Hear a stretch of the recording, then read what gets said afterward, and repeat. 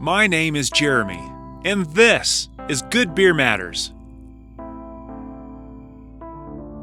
That was really the impetus, is to get beer to Cuba so we could drink good beer and watch the Stones concert. I just love a really well-constructed German beer. Spreading good vibes. That's what you do when you get around a cooler of Islay. I wish you and I could have been there, sailing the Straits of Florida toward Cuba when the idea came to my next guest. An idea that serves a niche, solves a problem, and promotes better living. My next guest tells the origin story of the raddest, fast-growing lifestyle beer brand today. A great experience lies at the intersection of craft and culture. These are the stories of us, of great food and the beer that brings it all together. For the craft and culture of beer, this is episode 120 of Good Beer Matters with Scott Hansen of Island Brands. Well, as anyone, if you're watching this video, you can see that we're recording this around Christmas time due to the beautiful tree behind my next guest. But this topic that we're going to talk about really isn't about Christmas, although we're giving away some good stuff. What I want to talk about with this is just the culture of beer, the culture of being really a summertime. Despite the Christmas tree, we're talking about summertime, at least in my mind, of just being at the beach, being at the river, being at the lake, being around the water, and just having a beer and just having a good time and doing some good things. And which is if I could just talk about that for every podcast episode, I'd be happy. People might get bored, but I'd be happy. But Scott, thank you so much for coming on and sharing the story about Island Brands. Hey, Jeremy, I'm happy to be here. And it's just around the holidays, so we got a festive setting over here. But thanks for having us. Yeah. Yeah, absolutely. I appreciate you being here. I think, first of all, I want to know a little bit more about you and your background. Just a quick off the top bullet points. You mentioned to me that you're not a brewer, but you are a business person. You spent some time on the water. Tell us a little bit more about your background and what brought you here to what you're doing today. I've always been, I guess you could say a waterman.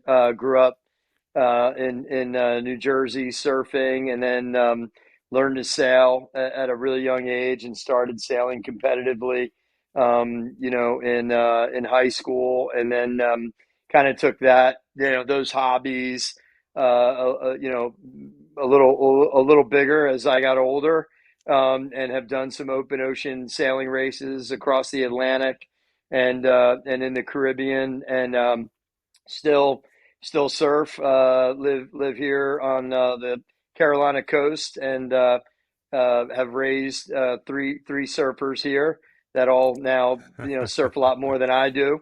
And so how I got into beer, well, first and foremost, I love beer, and have always enjoyed really good beer. And with the explosion of all the incredible craft beers and that proliferation of craft, that movement from the early 90s, when I was in college all the way through to today, over Mm-hmm. 9,000 craft breweries in the Yeah. United States. There's a lot of options and a lot of different opportunities to learn about different concoctions. And, for me, how I landed, in this role as the co-founder and now CEO of Island Brands, I was doing an open ocean sailing race from Key West to Cuba.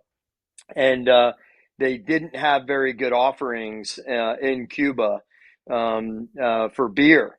And so when I got home from that race, I started a company called Havana Craft Imports to import craft beer into Cuba, and kind of curate my own favorite beers and import those beers. And then took it a step further, and made a small investment in a craft brewery here in the Charleston area, and was going to white label a beer. to send to them. And so that's how I ended up in this business. Just because you were having a good time and you wanted a good beer, and then here you are, right? Yeah, I mean, there was a lot of twists and turns, but Sure. the initial, beginnings of what has become Island Brands was, had such a great time in Cuba. Really not very good beer. Wanted to go back to Cuba for I had learned that the Rolling Stones were going to play in Cuba, and so really the impetus was to import beer into Cuba and go to the Stones concert. And I didn't want to go to the Stones concert and drink beer. I wanted to drink good beer. So Yeah. that was really the impetus, is to get beer to Cuba so we could drink good beer and watch the Stones concert. Wait, wait. Here we are, 5 years later, 6 years now. 6 years later, we're gamefully in the beer business. And which is funny because the reason why I started this podcast, the reason why a lot of people get into beer is just because I want something. I want something out of this. I want a better beer. I want more knowledge. I've talked to a lot of people that I'm tired of electrical engineering. I'm tired of being a lawyer. I'm tired of this. I want to go do something fun that I enjoy. But I'm going to take people along the ride for me. So the selfish pursuit like I had just becomes something just really cool, and we get to share with everyone. And I'm not calling yours a selfish pursuit, but it was like I'm not going to listen to the Stones in Cuba and drink crappy beer. It's like I want to do something better, and I want to share it with others. Is that Yeah, I is that mean, the sentiment? yeah, I mean, I wasn't going to go drink alone, right? So there was a lot of people I met in Cuba that were great folks. They were super resourceful. They got all these really cool old cars, and Yeah, yeah, yeah. they don't it's a communist country, so they don't have access to the luxuries that we have, including clean water to make good beer. And so, in my mind's eye, I wanted to send good beer there, share it with our friends in Cuba, and enjoy it. And part of white labeling a beer was exciting to me. To when I started thinking about it, I was like, what would it be like if they could make their own beer like we can in the U.S. There's 9,000 craft breweries, and my thought was to make something that kind of that paid homage to them, Mm-hmm. under the light of what they would make for themselves. And so in my thought process, that was going to be a easy drinking, super high quality, only the finest ingredients, crushable, crisp lager. And that's what was the impetus for Island Brands. And we designed the can as a white label, a white can to represent the beautiful beaches of Cuba, which are powder white. They're something to be seen. Even pictures don't do it justice. You've never seen whiter beaches in the Caribbean than in Cuba. And there's just this incredible multiplicity of blues from the beach all the way as you get deeper into the Caribbean. That's just this electric blue, and we put that on the top of the can, and then created a label that looked like a cigar label, to pay homage to Yeah, Cuba, and it has all yeah. the filigrees. And we never really explained that, because it wasn't supposed to be a company. It became a company because we printed, 300,000 cans. And when the State Department didn't allow us to ship the beer into Cuba, we had to pivot and start selling the beer here in the domestic U.S. I thank you. I love that story. Just to kind of share, you and I are about the same age. I think we went to college about the same time, and my Good Beer Matters logo was really pulled from my experiences in San Diego as a kid surfing in the late 70s, early 80s, and just kind of that color profile. So when you talk about that electric blue that you can only find in that pristine, crystal clear water, that just those colors that you've described have always had a profound effect on me. It's so much where it's, we're talking about beer, but there's a whole lot of like background stuff that kind of goes into what, the reason why we're doing these things. So I really appreciate that, but I love that because that is the source code or the origin story of why this beer now exists, because we want to create something that takes you to that place, takes you to that time, takes you to that experience. And that's really, in my estimation, what this is all about. Um, one of the things that you get a lot within the craft beer community, and you get a lot of people like me who drink a beer and stick their pinky out, and they want to talk about the hops and the malt and the alcohol I'm getting notes of mango and pear and dried fruit, and I am guilty of that. I am one of those people. Um, but that being said, I don't want a 8% double IPA or an imperial stout when I'm sitting on the beach in the sun in the surf and just trying to enjoy myself. I want something light. I want something crisp. I want something that won't get me to the end of my evening far too early either, if you know what I mean.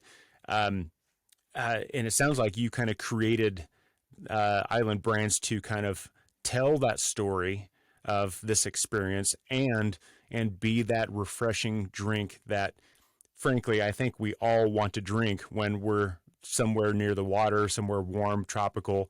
This is what we want to drink. It's either a margarita or a mai tai or a beer like this, to be honest, right? Yeah, and you touched on some cool things. I mean, I think if you're in your if you're about early 50s, mid 50s these days, we all came to age at the proliferation of like BMX, skateboarding, surfing Yep. became big. I mean, we were in the midst of coming to age during that renaissance, and I think as long as we can hold on to that, Yeah. and Those are the glory days, man. yeah, and I have three kids, 22, 20, and 19, and they all serve skate. We got a half pipe right out here, but our days were the renaissance of that. And certainly there's a part of me that wants to hold on to that dearly. But like you, man, I really dig really good beers. And before I got in the beer business, I would explore. For me, it was like, I just love a really well constructed German beer, a German lager, German Pilsner. I mean, the Germans make beer like nobody else. And I'm not talking Yeah. about like macro mainstream conglomerate beers. Those beers are just fine. And I think there's a lot of those beers that, people default to. But those import beers from Germany are really just, to me, the pinnacle. And I obviously, loving beer. For me, Belgian beers, particularly like unfiltered farmhouse beers, those high Yeah. ABVs, I love those beers. But at the end of the day, what I saw as we started getting into this in the domestic U.S. and having to, move 300,000 cans of beer initially, and now a lot more than that. But there was a missing link between those really high quality import beers and the multiplicity and all these craft beers and then the macros. I'm like, there's we're the folks that make a really solid domestic lager that has now fruited lagers, and we only put the finest ingredients in the beer, including only using fresh puree of fruit when we do our fruited beers. But our base, Yep. our OG beer is Island Coastal Lager, still the number one selling beer in our portfolio. We've now extended that to, a fruited version of Island Coastal Lager in a Southern Peach, a Lemonada, and a Pomelo. And then we came out with the lighter version of Island Coastal Lager, which is Island Coastal Lager, but lighter, 88 calorie, 2.6 carbs in a slim can. And then we came out with fruited versions of that, albeit the fruited part is a little bit lighter. We do a watermelon, a mango, and Yep. and a lime, and it's kind of endless now. It's like how many flavors can we do? But we really we're sticking to those two core beer portfolio families for us is the coastal lager family and then the lighter family, the active family. And to your point, we have a very strong give back ethos. We really found a way to kind of our business is really our lifestyle, right, as a family. And so we've been really fortunate to be able to kind of live out those, converge all those things we love, skateboarding, sailing, surfing, boating, fishing, and combine those with a high quality product that I think all those people that enjoy those things would enjoy, or just sitting on the beach, right? And now Yeah. we've gone beyond beer because we are a business and we recognize that not all of our community are beer drinkers. We have some folks in our community, we call them islanders, that love rum. And so now we have in Q1 of 23, we're coming out with Island Coastal Rum, which comes in 5 flavors: a key lime, a coconut, a white, a spiced, and a dark. And then we have RTDs that are coming out as well as a tequila. So we want to make sure that we're offering our community, not just beer, but those other things that they can enjoy, but subscribing to one particular central part of that is a strong give back ethos that gives back to environmental causes, to help support and sustain the environment we love. We can't enjoy all these wonderful things if we don't take care of the environment around us. And so that has Yeah. been Yeah. a big part of what we've done, and also making sure that whatever products we put out have the highest quality ingredients and we don't cut any corners. And so, you have artisanal craft brewers and artisanal, distilleries that create, really interesting concoctions. I would argue that, for island brands, for us, it's kind of mainstream in terms of the product offerings we do offer, but we do subscribe to only the finest ingredients in all of our products and that strong give back ethos. Well, and there is that for anyone who goes on vacation to somewhere coastal or tropical or even lakeside or riverside, there is kind of an evolution of the drinks throughout the day. Being a beer nerd and whatever, like I mentioned, I'm not going to bring my barrel aged imperial stout for that day. I'm going to drink my lower alcohol, refreshing light lagers during the day.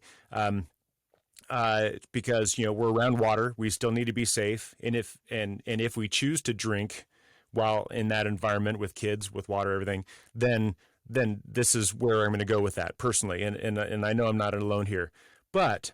Now our day at the beach is over. Now we're going to go home and we're going to have a nice little cocktail, and that's when your RTDs come in, and that's going to be our pre-dinner drink, and then with dinner, maybe that's when I think about something a little bit more interesting, so I can pair it with that. But you're basically carving out the if you're going to be in this place and have this experience, you kind of have the menu, the drink menu already ready to go for me. Yeah, we that's right. Frankly, We recognize that our products and the island brands really, we want to provide we want to be there for every occasion, essentially.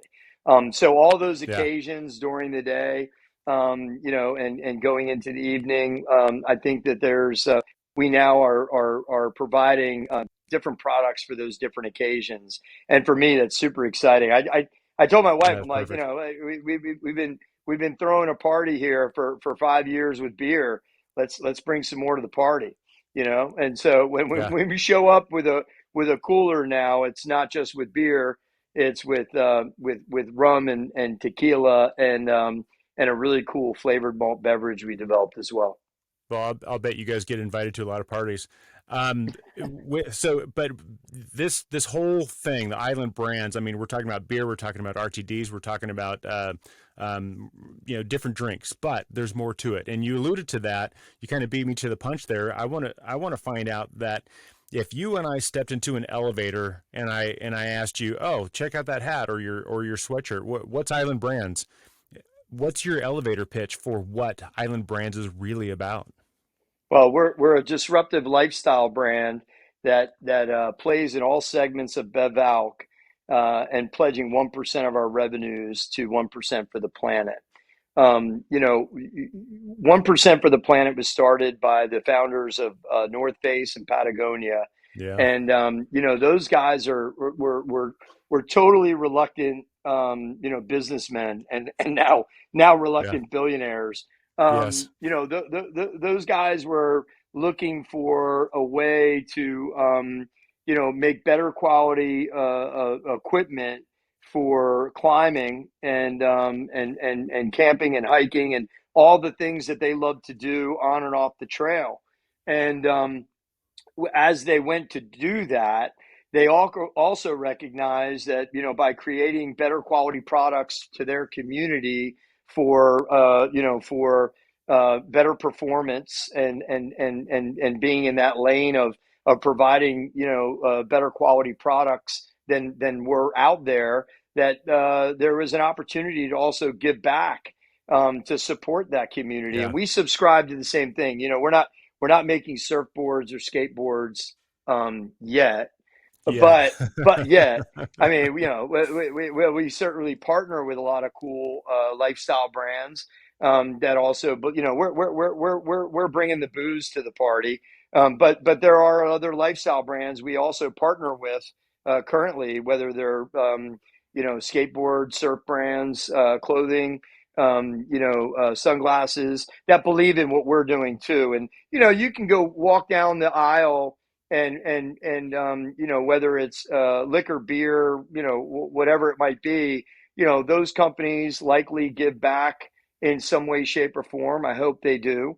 But we're really putting that part of our give back central to the brand. And so by pledging 1% to the planet, there's a logo that is associated with 1% for the planet that goes on every piece of clothing, whether it's for North Face or Patagonia. And those guys challenged all corporations to join them and giving 1% back. And so when I looked at the list, there weren't a lot of alcohol companies that were pledging, 1% of their revenues to give back to environmental causes and being in that ecosystem. And I just thought it was a great opportunity. And so that's where we're focused on our energy of give back. And it'd be remiss in not mentioning, all of the things I'm talking about are supported by an incredible team I have, including my wife, who's the director of philanthropy, who makes sure that we stay on the rails in terms of all the things that we're doing in that lane. And just at first glance, of just looking at Island Brands for the very first time, looking at all the products, looking at the marketing, looking at the swag on the shop. Has anyone ever assumed or accused you guys of just being a brand out there just to make money? I forgive the direct question, but I mean, have people just kind of assumed you're one thing and not really given a deeper look into what you're really all about?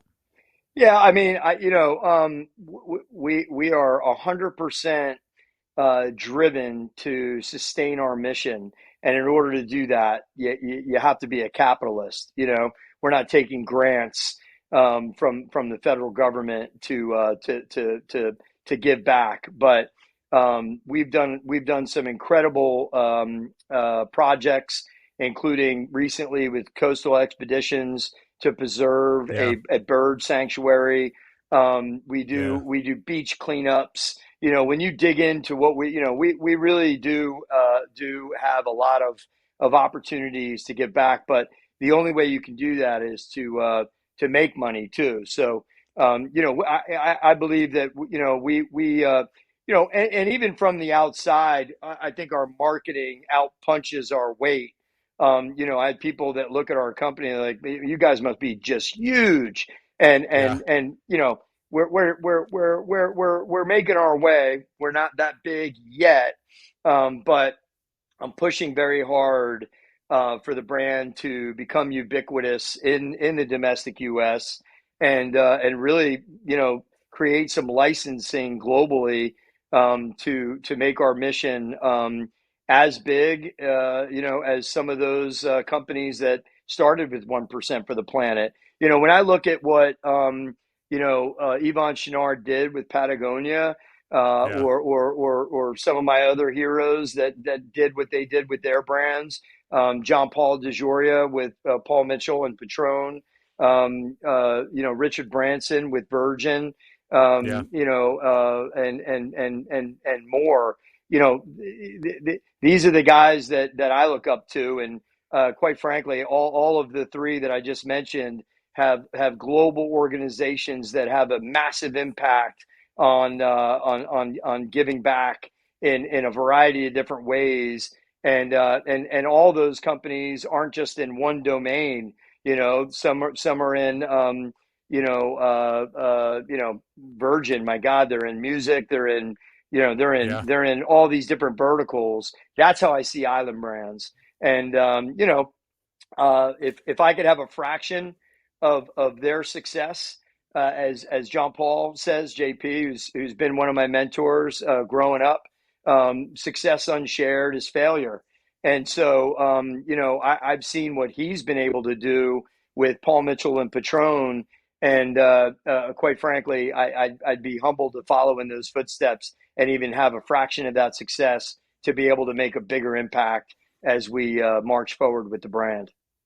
Well, and that's incredible. And there are a lot of nonprofits out there. I mean, I donate to Ocean Conservancy. I donate to the Surfrider Project, or Surfrider Foundation, excuse me, and a few other things, because these are things that I care about. These are people who are creating these things and doing it in a very cool way, doing a very cool thing. But these are nonprofits. These are people who are doing what they can to ask for donations so they can do some good work. Um, in my mind, I don't have the mind of a business person. That's not my role in this life. But I do appreciate the fact that, Yvon Chouinard, all these other people who decided that we're going to create these businesses that ultimately are very profitable. You mentioned Yvon Chouinard is probably sitting on a very nice boatload of money, but he's not driving around in the latest Mercedes, and flipping off all the poor people on the side of the road. He's the one.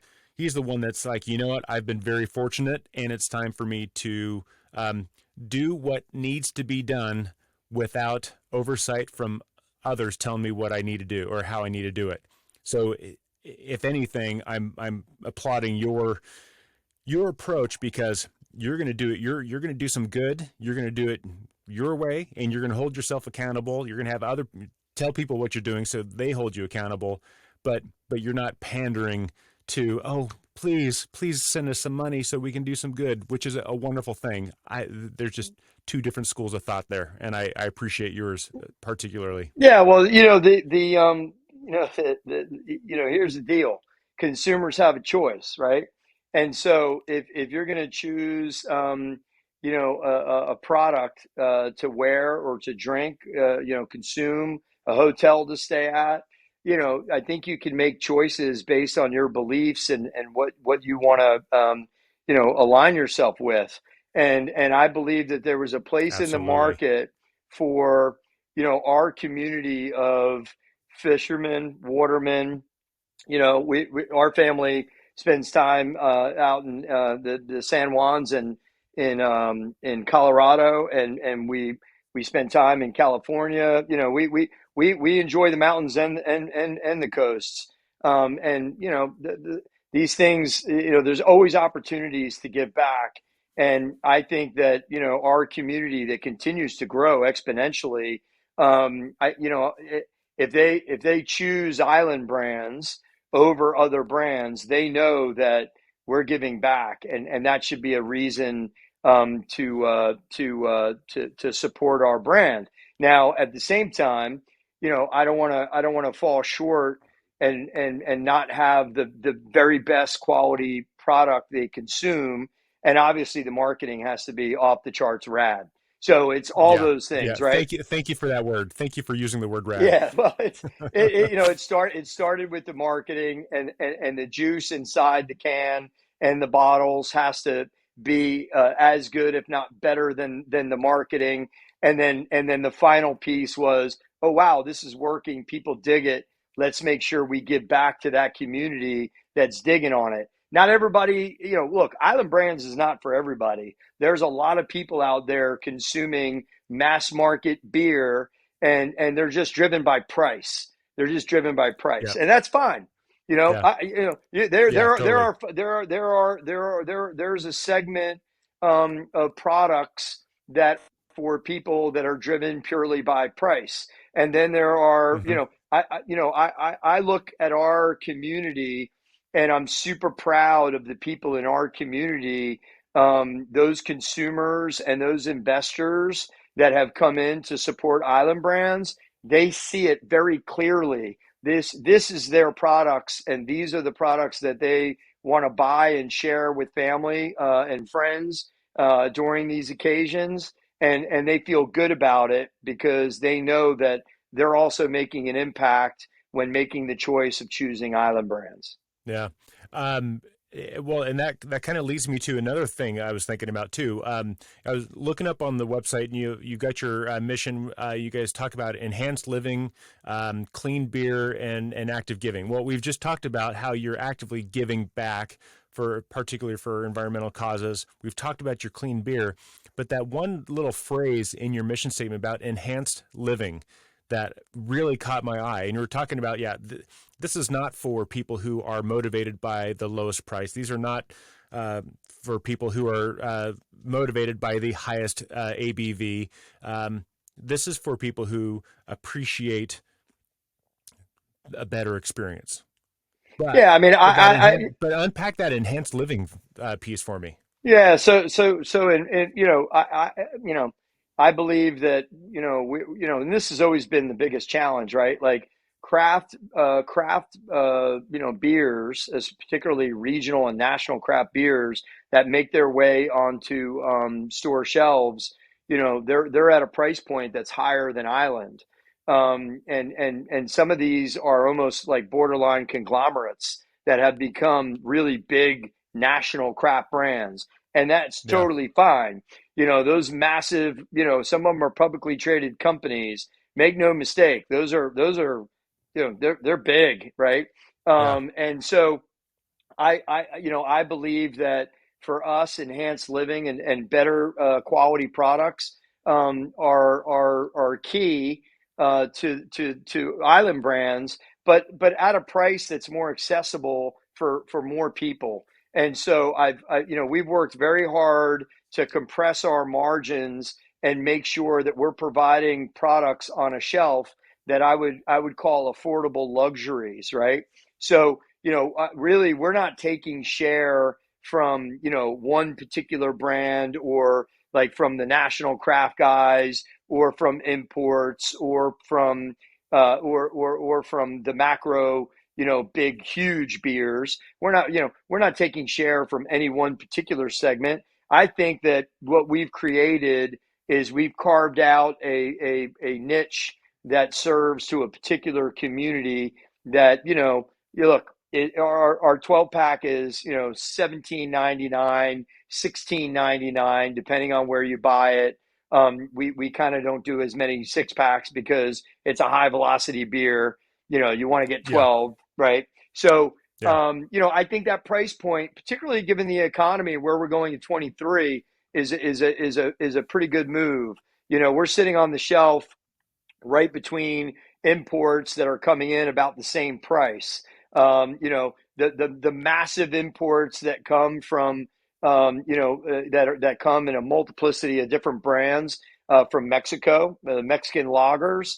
those Mexican lagers are at price parity with our product. So I feel pretty good about that. And Yeah. you know, if you want to go for some cool hazy IPA and you want to pay, you know, $22 or $23 for a 12 pack, you know, that's cool. But you know, we are, you know, kind of positioned, you know, as an affordable luxury. So even for those folks that, you know, and again, I'm not really betting on those people that grew up drinking, you know, those everyday household name beers that are pumping commercials on television that no one's even watching Yeah. anymore. I'm betting on, you know, those kids that are coming up that are surfing, skating, watermen. I'm betting on those kids that are really my kids. You know, that are coming up in their early 20s that, you know, that want a brand of their own. Yeah. I'm finding that we're that brand for them, Because right? they don't want to And drink dad's or grandpa's beer or no, they grandma's don't. beer, or No, they're they very want their own. promiscuous. They're very promiscuous in their choice. Now they can be very Yeah. price driven too.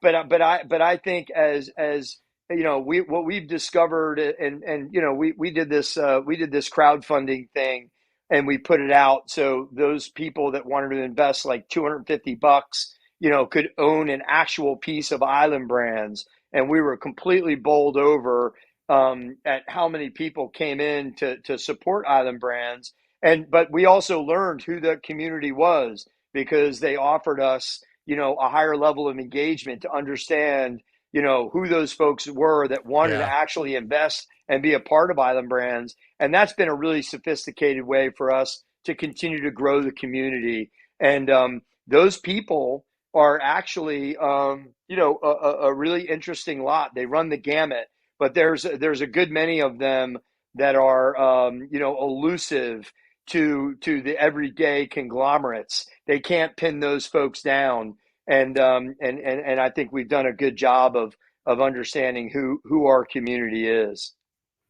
Yeah, because you and I were in our early 20s once upon a time, and didn't always have enough dollars in our pocket at some point in time, but we generally wanted to go out with our friends and have a beer.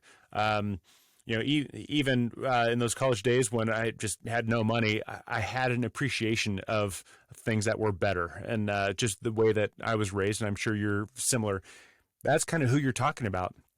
They've been raised on better. Not to say that they've been silver spoon fed. Maybe they have, but there are people who realize that, you know what, there is better out there. I want better. I may not be able to afford it now, but someday I will. And so you're providing that little. You talk about that gap between factory beer and craft, where I really don't need a $15 six pack of beer just to go out to the coast and have a brew while we're having fun. Every beer for me is a tool for a specific job, and that's kind of the way I think of it. I do drink light, low alcohol lagers because that's a great tool for this particular job, and I drink those Belgian saisons because that is a great tool for that particular job. We need to have all these tools there, and have, some people appreciate a better tool. Yeah, that's right. Yeah, and that really is what when enhanced living, you know, that better quality is really what we're driving at. You know, we provide the highest quality products for an affordable price. You know, and that's what that part of our brand means. Yeah. Well, and so to kind of culminate all this stuff as we kind of begin winding down, uh, it's like you're communicating with through Island Brands. You're communicating a lifestyle. It's a lifestyle brand. So you're communicating a lifestyle. You're communicating an experience. You're communicating a certain um, desired level of appreciation. Like you mentioned, these are not for the people. I don't care what I drink so long as it costs me less than $1. It's not for that. These are people like, I want something good. I don't want to pay a ton for it. I don't want to get schnockered in the process. this is what I need for right now. So you're communicating that this is this experience. Um, but when if I were to ask, I'm going to ask you because we kind of have all the pieces out there floating in our conversation. I'm going to ask you to put it all together because this is really what this all comes down to for me is that beer drinking experience.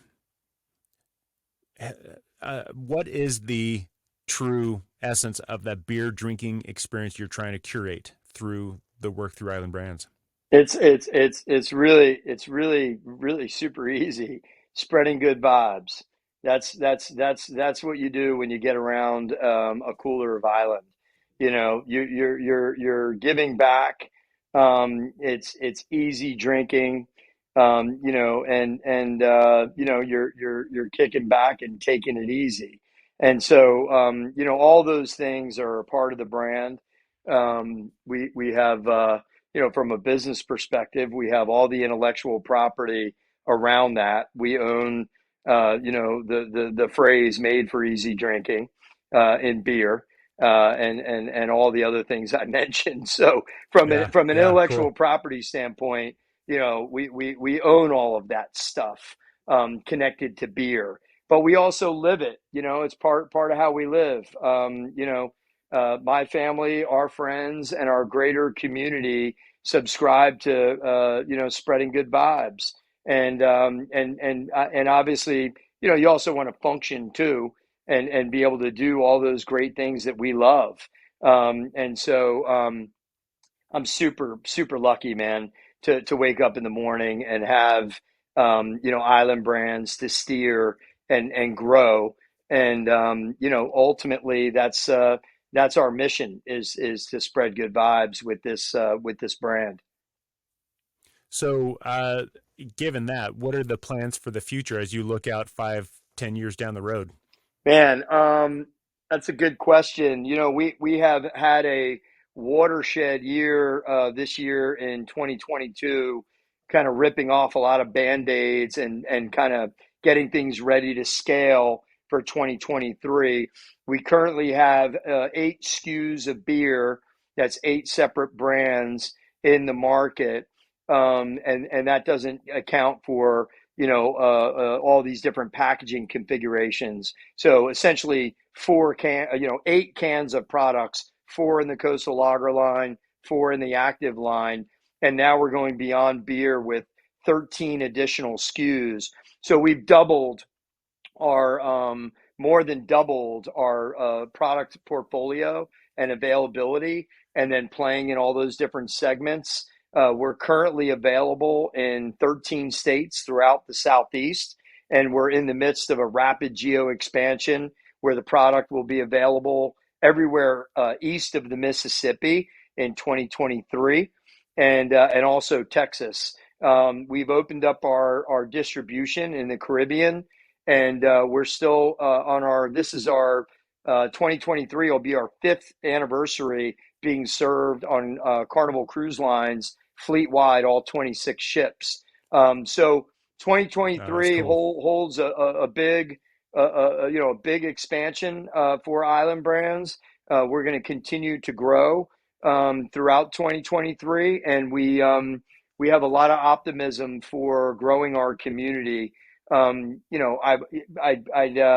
offer for any of your listeners or viewers to check out our website at islandbrandsusa.com to learn more about what we're doing. And you can even become an owner yourself by going through the website. And we have a whole campaign that talks about where we were, where we are, and where we're going.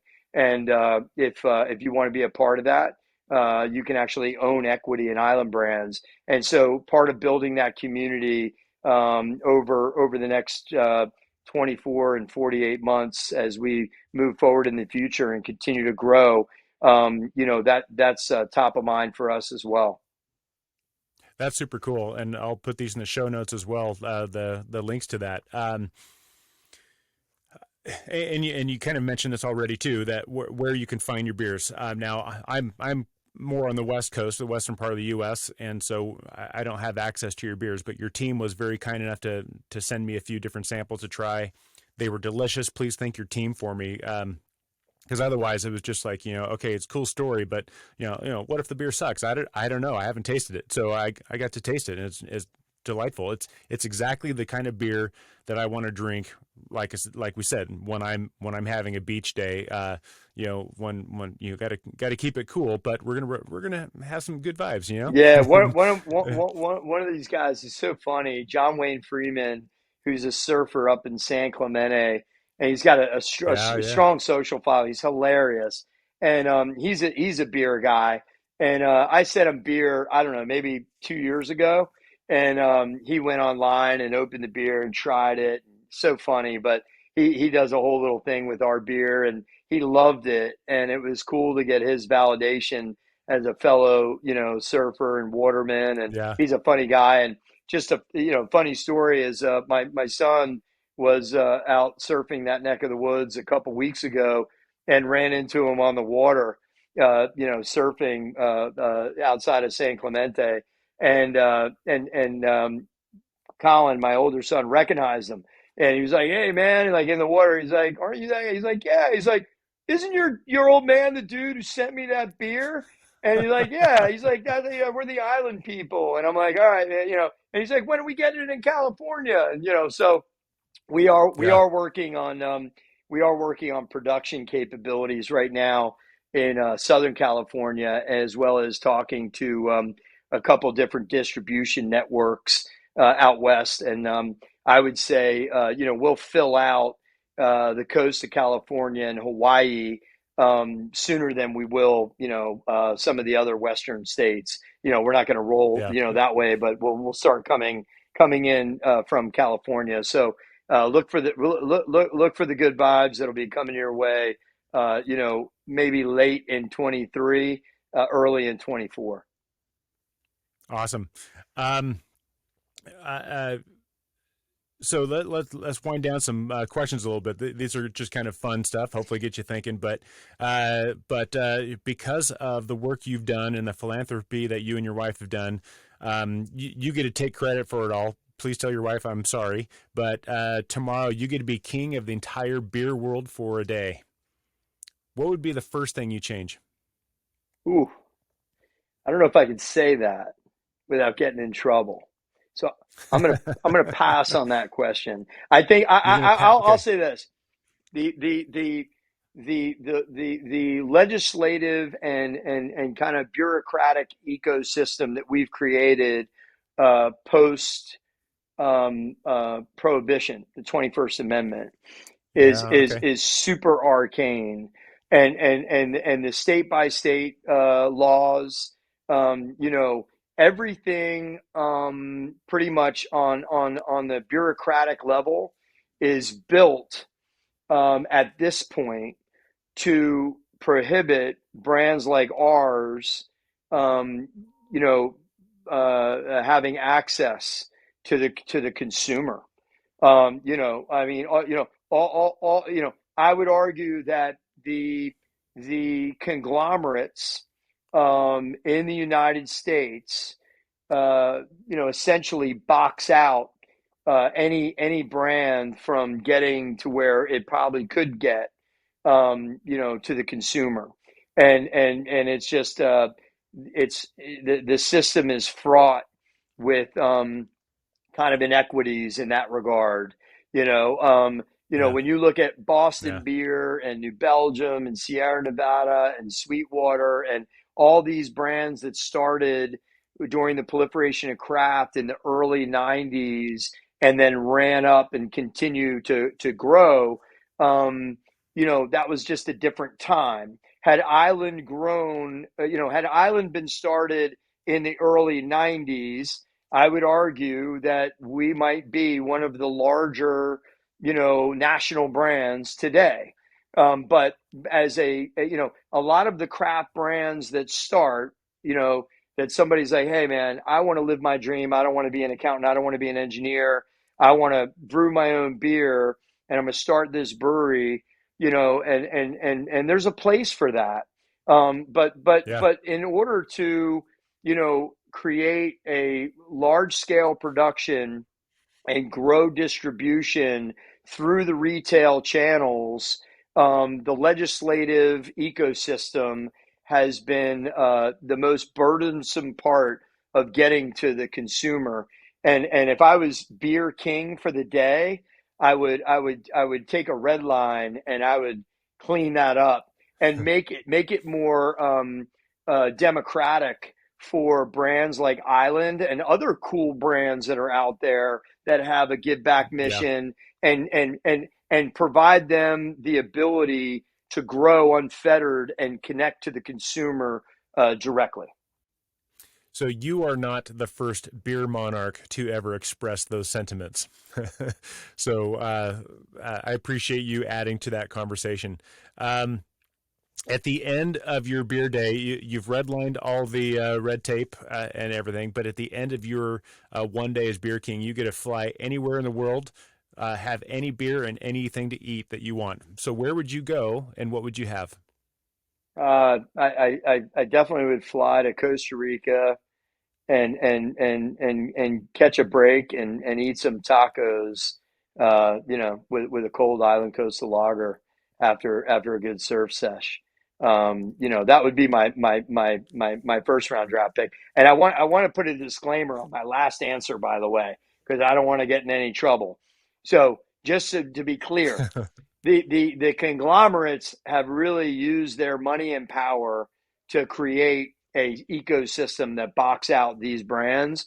Our distribution partners are actually, without them, nothing happens, and they've been Yeah, incredible for us. I think that a lot of our, and I would agree, I think our distribution partners would echo this. Our distribution partners have the same challenges with those legislative folks, and also the conglomerates kind of using their power to make it harder for our distributor partners, to operate. We're a family-owned business. Most of our distributor partners are also family-owned, and so that there's a lot of love between us and our distributor partners. yeah, It's these larger international conglomerates that aren't even U.S. based, that really use their money and power and lobbying in with laws,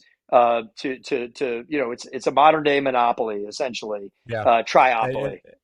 I mean, and I've got Jim Cook would say the same thing. Jim Cook would yeah, tell you, without our distributor partners, and those conglomerates make it hard for our distributor partners too. I don't think you can fight that.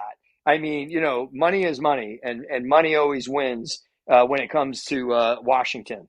And so, yeah, it yeah, is it, yeah, for it sure. it is what it is. So, the good news is we as a mission, we get to fight and be scrappy and continue to go forward.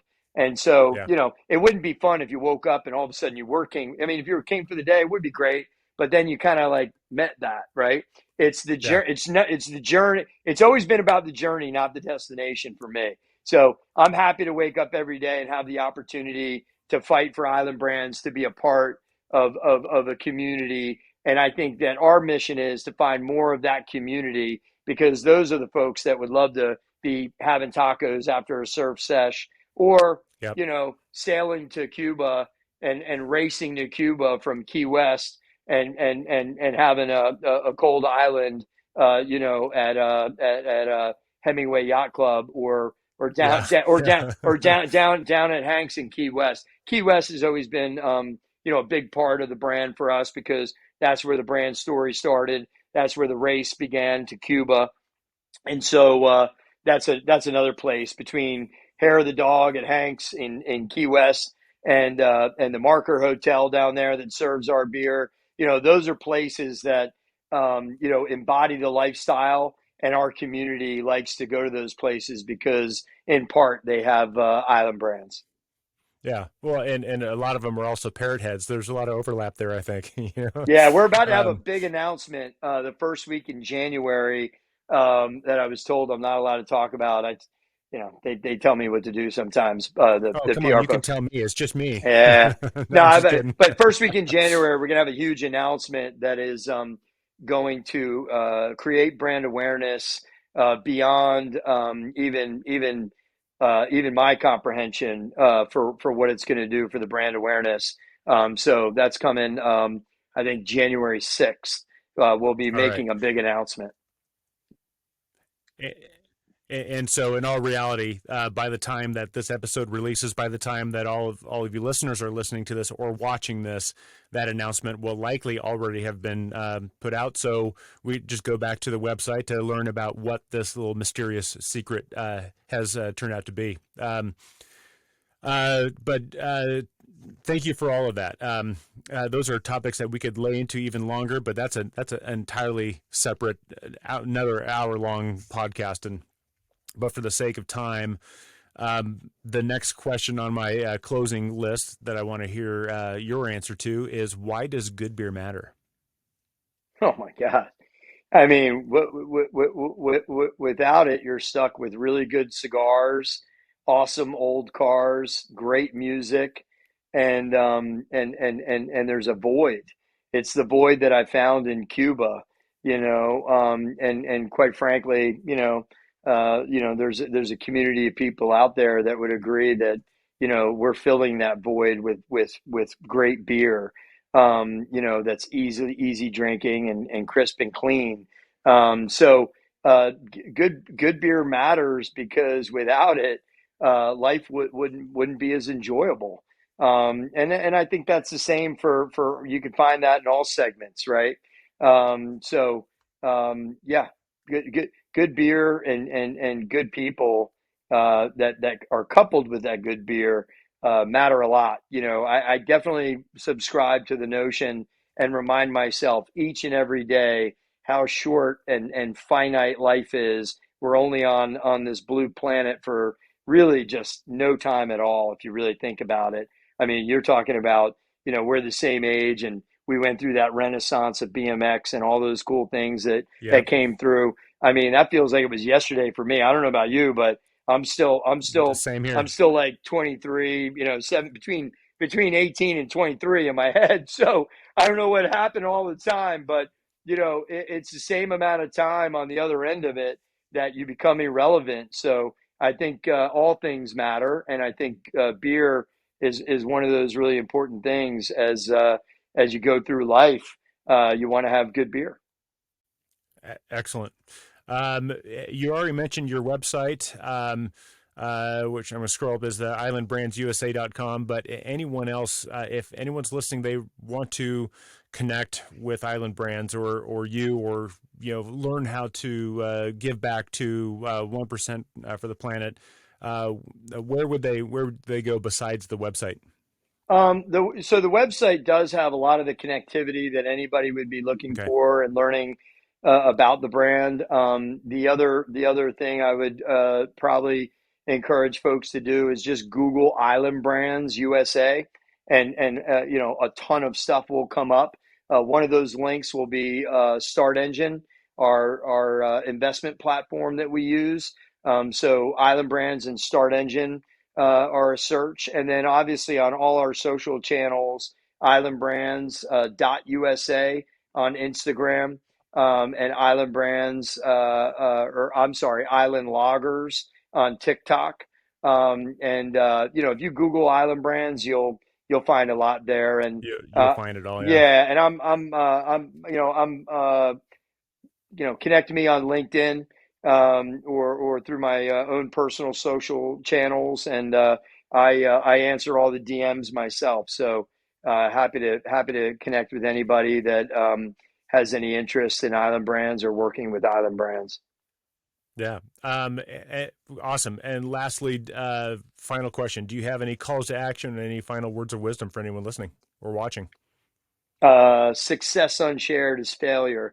If you're able to give back, even if it's a little bit, especially this time of year. There's, you're certainly, if you're listening to this podcast or you're watching this podcast, I am certain you could think of, people or organizations that are less fortunate or could use your help, even if it's not giving back in money, but in service. Yeah. That level of stewardship and giving back is what life's all about. You get more from that than you do anything else. And if you haven't given back yet, then give it a try, and you'll see how much better you feel about doing that, and especially this time of year. But success unshared is failure, and if you don't have to be wildly successful to give back. There's always opportunities to give back, and that would be my parting words is make sure you're spreading good vibes out there, because that's what life's all about. Oh, that is excellent. Thank you so much for sharing that. Scott, thank you so much for coming on to the podcast. Thank you for the work that you're doing. And frankly, the Island Brands beer that they send me is delicious. I really enjoyed it, but I'm not even talking about the beer, because there are a lot of people making beer.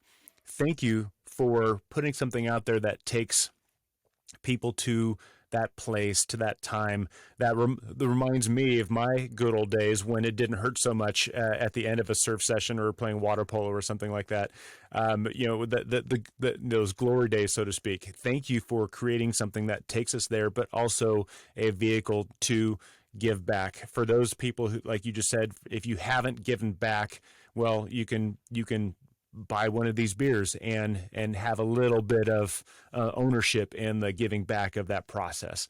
Thank you for creating this environment where people have this option to do it. I appreciate what you're doing.